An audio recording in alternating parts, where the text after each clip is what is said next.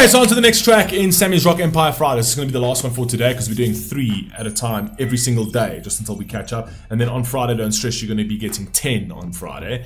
And that's all going to be the ones you guys want, the Alter Bridge Tremonti. So don't stress about that. These are ones that were just sort of on the outsides that were actually part of other series that we just decided to just throw into Rock Empire Fridays. And these are the ones that I'm trying to get out of the way. The 2 weeks that we have to catch up with the Alter Bridge and Tremonti, I can do that all on this Friday. I can get those 2 weeks caught up. But I just need to get these other little bits and pieces out the way. And that's why we're doing it. So this is the third one for Rock Empire Friday. And then we're moving on to Rosa's series. So we literally trying to chip away at each of these series to catch up. But yeah, let's go. This one over here is called the Toad the Wet Sprocket. Never heard of this. We've never reacted to Toad the Wet Sprocket on this channel. And it's called Amnesia. There's a message here from Sammy that says the song has some powerful lyrics that are very applicable to today. Basically saying that people are blind and have amnesia to the past because we are all too comfortable. That's 100%. The message of the song is reminiscent of the famous quote by Martin Niemoller that says, first they come for the socialists. And I didn't speak. And I didn't speak out because I was not a socialist, etc. So, okay, I know the actual quote over there. First they come for the socialists, I didn't speak out. And then they came for me, and there was no one to speak. Okay, so there's no one to speak. Okay, so I can't remember the phrase exactly, but anyway, let's go. Let's see what we got.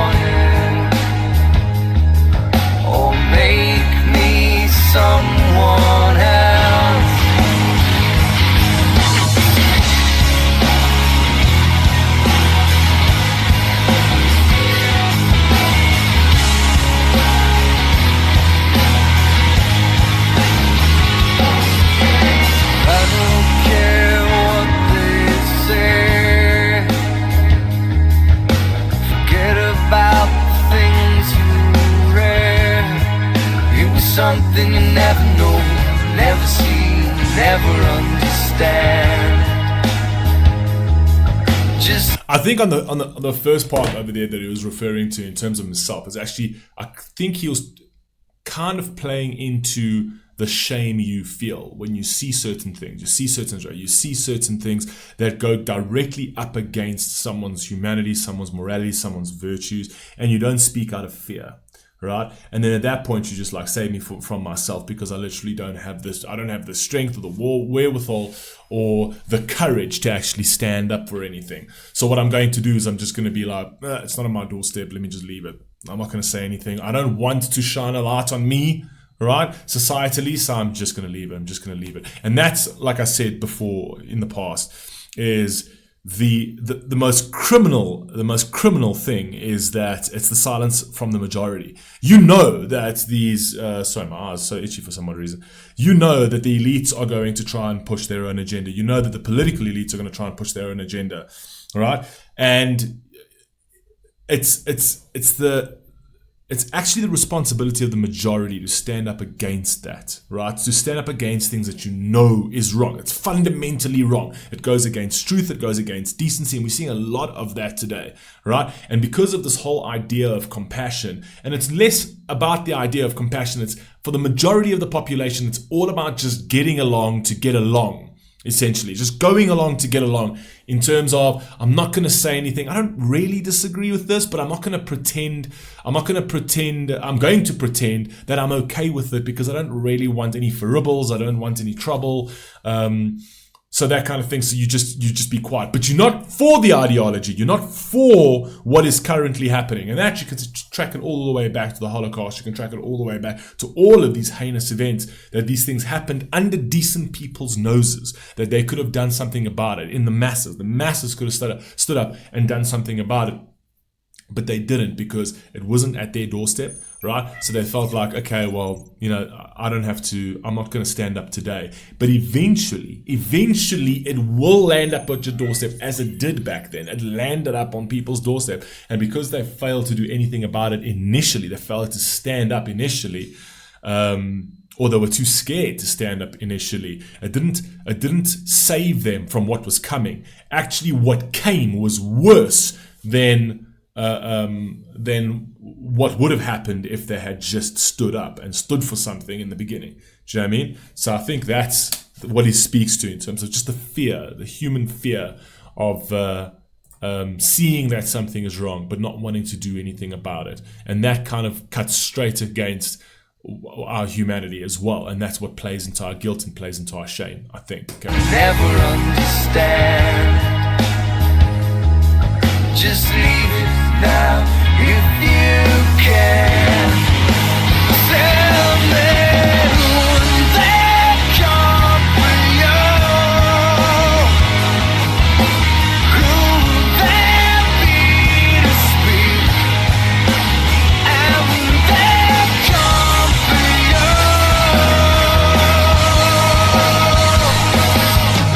who will there be left? See what he's saying over here. They will come for you. They'll come for you, even if you stay quiet, and even if you sort of don't. If you,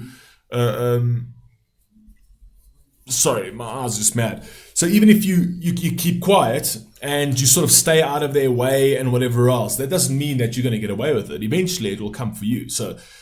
You can sort of agree. So a lot of people, again, the song's called Amnesia, and it's aptly named because we do have amnesia. We've seen this in history time and time again. We have seen history repeat itself unbelievable amounts of times, right? But we keep doing the same thing, right? Because the same patterns occur, right? The same patterns occur where a tyrant will come along and do something and impose heavy laws, and he'll start small, and then he'll play on the compassion of people, and then he'll play, and you know it's wrong, but you don't do anything about it, and eventually it lands up at your doorstep, and eventually what you thought, they wouldn't come for me, they eventually do come for you, right? Because if they're going to go for those people, there's no reason to go for those people in the first place, right?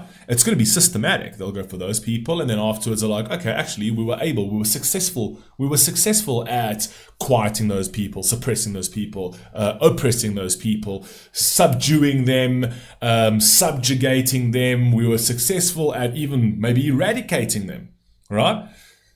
What's going to stop them moving on to the next one? And to the next group of people, because the problem is that kind of power and that kind of treachery only just compounds, because when you realize you get away with it. Hitler had a really interesting saying when one of his generals came to him and said, it was just kind of like in speech, his general asked Hitler, and it's true, he asked Hitler, he says, will we not one day have to answer for what we're doing? Hitler's response to one of his generals was, when you, the victor, you need not explain anything.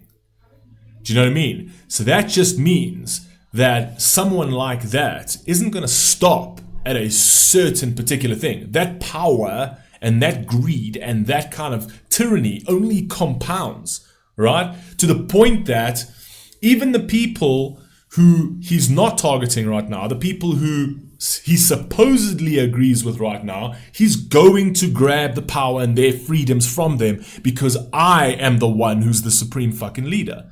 Do you know what I mean? And I will dictate what needs to be dictated to. And you have no say, right? But you thought you were safe. You thought you were safe because it wasn't happening to you. It wasn't happening to your kind. It wasn't happening to your skin color. It wasn't happening to your race, to your religion, to whatever it is, right? You thought that it wouldn't compound, and it eventually does. And it eventually gets to you in one way or the other. It'll eventually get to you. That's why it is imperative in today's world, where we want to keep silencing people for opinions that we don't like. It's imperative that we allow those people to speak. Because if you are okay with somebody else's speech and somebody else's position being cancelled and being stripped away and out of society and out of the de facto public square, be it social media or whatever else, if you're okay with that, you will soon have that done to you. You will soon, eventually, you will lose your freedom of speech as well. Because there are going to be things that you say that a powerful group of people are not going to accept. And if you allowed that powerful group of people to do it to the people you don't like, those powerful group of people will eventually do it to you as well. It is within your interests to consistently allow and be for allowing everybody to speak and have their say. You can agree to disagree and all of that kind of thing, but you should absolutely defend people's right to say what they want to say. But in today's society, we try to ostracize and we try to take them out of. We try to take people who don't agree with us out of society because we're too fickle to actually hear a different point of view, even if we don't agree with it. And that is dangerous. That is dangerous because you're laying the ground for the powerful to eventually silence everybody, including you, and you were the catalyst because you said, yes, silence that person because that person offended me. You're going to offend someone eventually, and eventually they're coming for you. Anyway, let's carry on.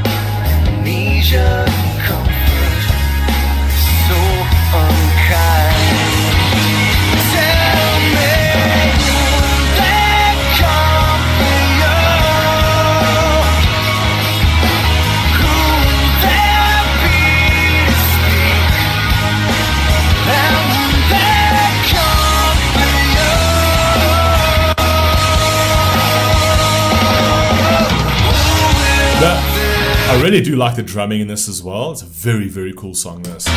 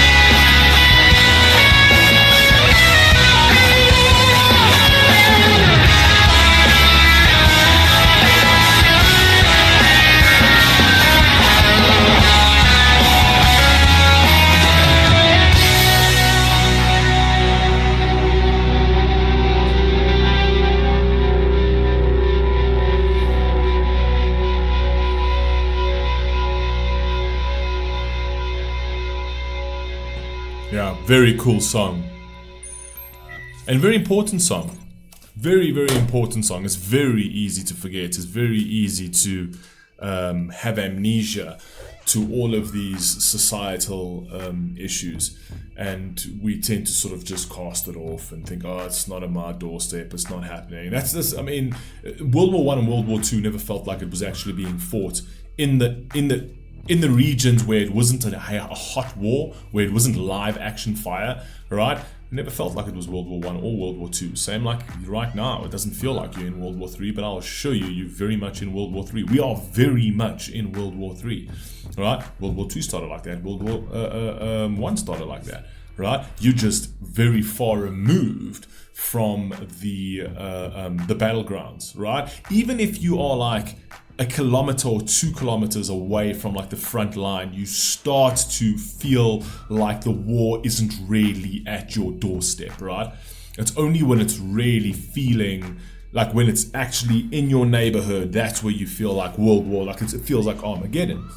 Do you know what I mean? And that's what happens to people psychologically. This is just how we are. And I think it's kind of like a coping mechanism as well, where we kind of say, oh no, it's okay, everything's fine, because you're not seeing the bombs drop outside your window. You're not seeing the people being subjugated outside your window. You aren't seeing all of these terrible acts outside your window, but they are happening. They are happening abroad.